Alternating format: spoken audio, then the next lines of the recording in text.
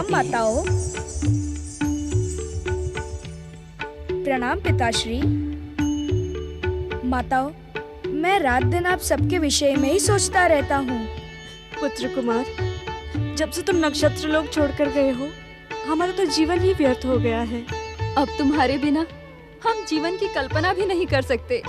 हाँ पुत्र, तुमने हमारे मन में मातृत्व की भावना जगाई है। तुम हमारे प्राण हो कुमार। पुत्र, तुम हमारे साथ नक्षत्र लोक लौट चलो। हाँ पुत्र, तुम्हारे बिना एक क्षण काटना भी असंभव है। तुम्हारे बिना हम शांति से नहीं रह सकते पुत्र। माताओं, अब मेरा नक्षत्र लोक लौटना संभव नहीं है। क्यों पुत्र? क्योंकि मुझे तुम सबको दिए हुए वचन को पूर्ण करने का अवसर शिव कृपा से प्राप्त हुआ है।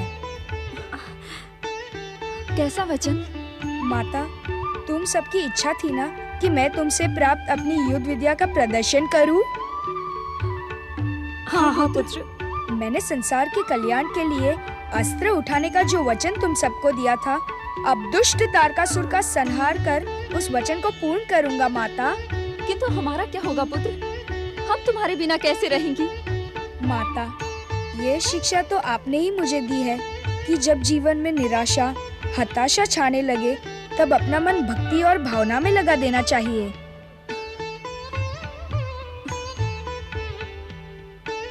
माताओं, आप सब अपना मन परम देव श्री महागणेश और देवाधिदेव भगवान शिव की भक्ति में लगाए।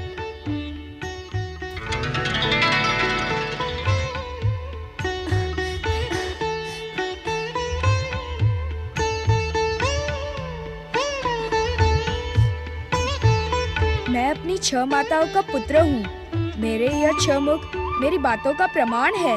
षडमुख कुमार कार्तिकेय की जय। षडमुख कुमार कार्तिकेय की जय। षडमुख कुमार कार्तिकेय की जय। षडमुख कुमार कार्तिकेय की जय। षडमुख कुमार कार्तिकेय की जय। षडमुख कुमार कार्तिकेय की जय। षडमुख कुमार कार्तिकेय की जय। षडमुख कुमार कार्तिकेय की जय। षडमुख कुमार कार्तिकेय की जय।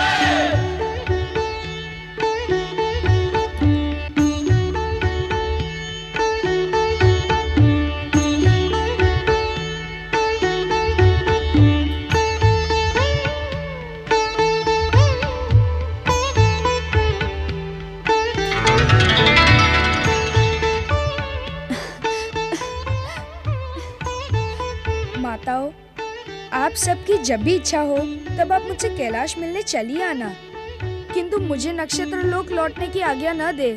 हम मोह की वशीभूत हो गई थी, किंतु तुम्हारे षटमुख के दर्शन के पश्चात हमें सत्य का ज्ञान हो गया है।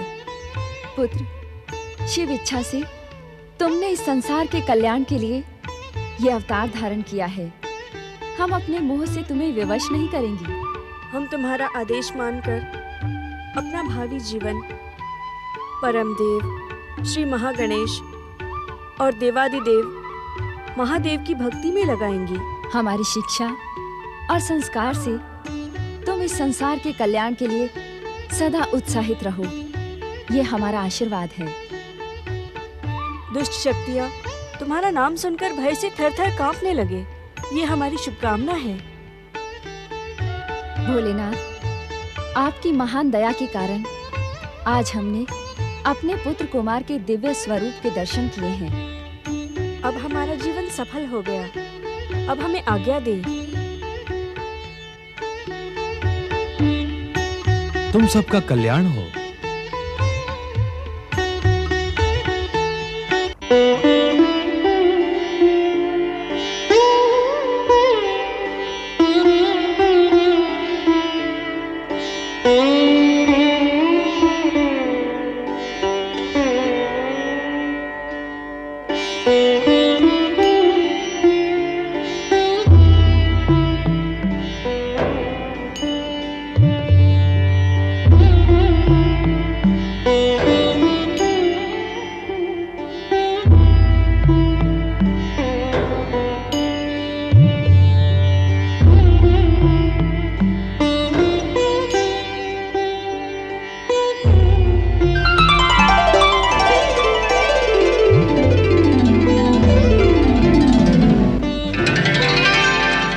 शक्ति स्वरूपा देवी पार्वती का उद्विग्न और निराश होना अनुचित है।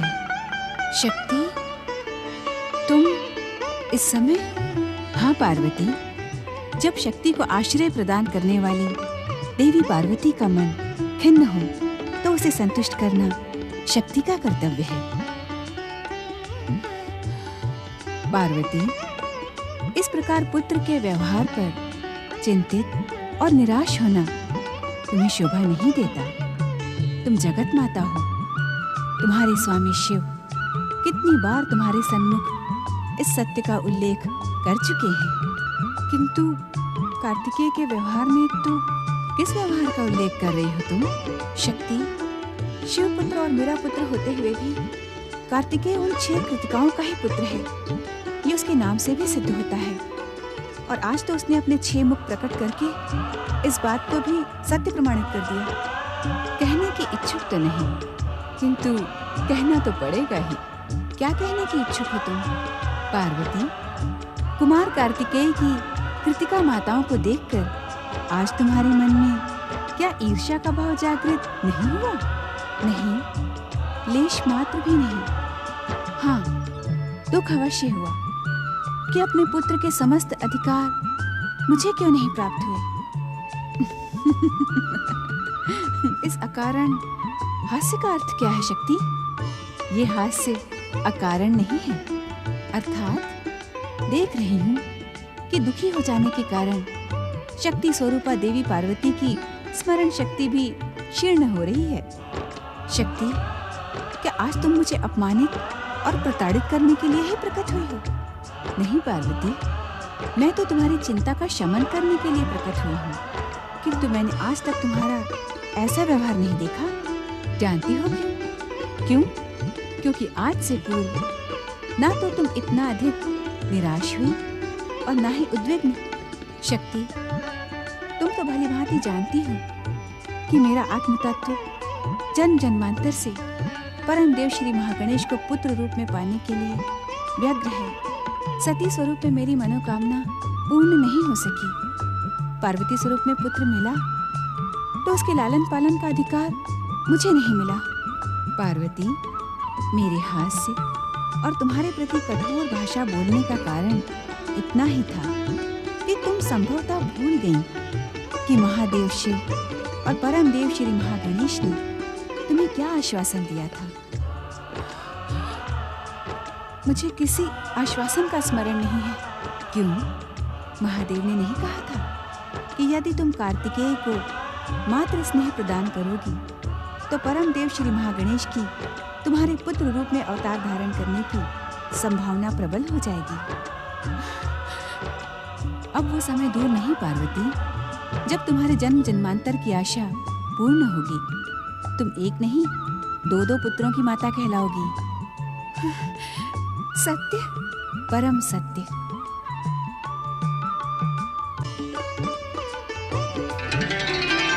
माता, आप अभी अभी जिनसे बात कर रही थी वो कौन थी? और जो थी वो एकाएक अदृश्य क्यों हो गई? वे तुम्हारी शक्ति माता थी पुत्र। जब भी मैं उद्विग्न हो जाती हूँ तो वे मुझे दर्शन देकर मेरी उद्विग्नता का शमन करती है। तो आप उद्विग्न क्यों हुई थी?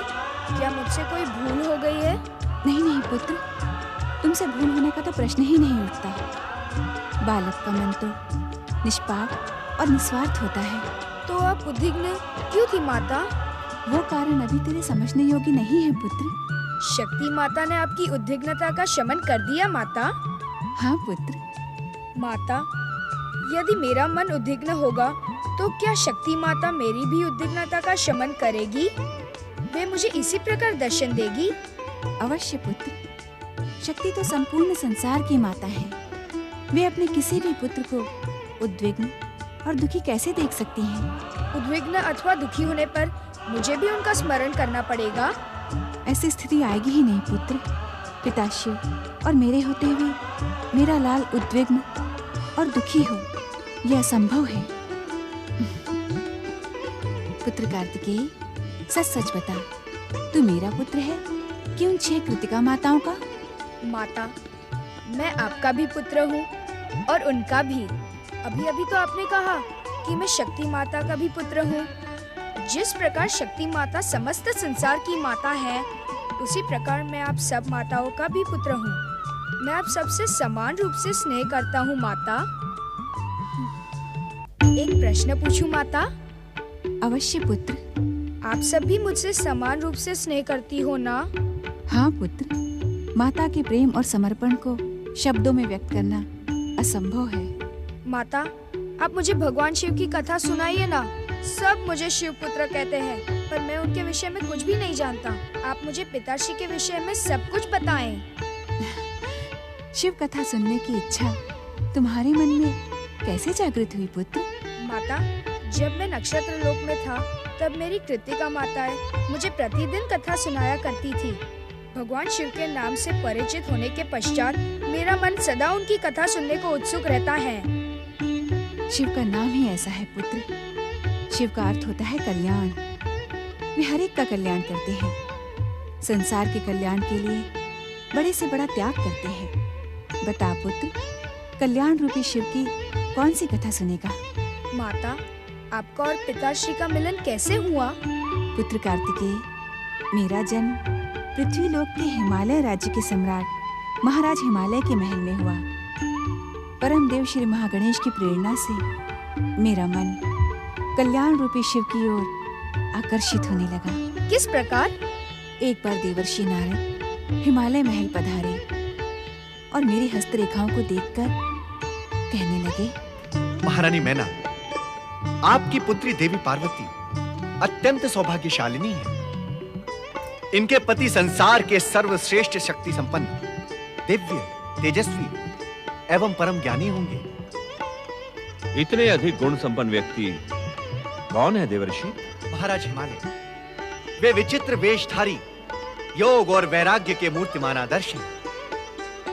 उन्हें पति रूप में प्राप्त करने के लिए पार्वती को कठोर परीक्षाएं देनी होंगी। मैंने परम देव श्री महागणेश की आराधना प्रारंभ कर दी।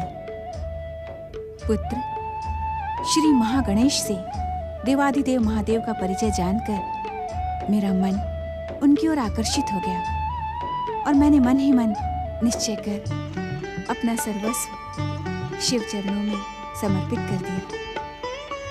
पुत्र कार्तिकेय, इस प्रकार मैंने संसार के सर्वश्रेष्ठ शक्ति संपन्न, दिव्य तेजस्वी, योग और वैराग्य के मूर्तिमान आदर्श परम ज्ञानी शिव को प्राप्त कर लिया।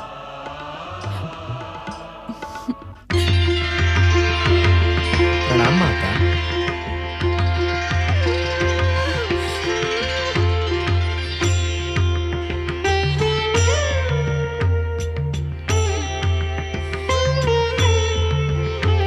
माता, आपके हृदय में उमड़ते मातृ स्नेह को देखकर मेरा मन अत्यंत प्रसन्न हो गया है। सत्य कहूं माता, तो मेरा मन भी भैया कार्तिकेय की भांति आपकी गोद में खेलने को मचल रहा है। तो अपनी इच्छा पूर्ण करो सर्वेश्वर। मुझे अपनी माता बनने का परम पावन सौभाग्य प्रदान करो। सौभाग्य तो मैं प्राप्त करूंगा माता। अब अधिक समय मैं आपसे दूर नहीं रहूंगा। मैं शीघ्र ही आपके दूसरे पुत्र के रूप में अवतार धारण करूंगा। तो क्या परम देव के वचन पूर्ण करने का समय निकट आ गया है? अति निकट माता। अब मेरी और आपकी अर्थात हम दोनों की प्रतीक्षा का अंत होगा।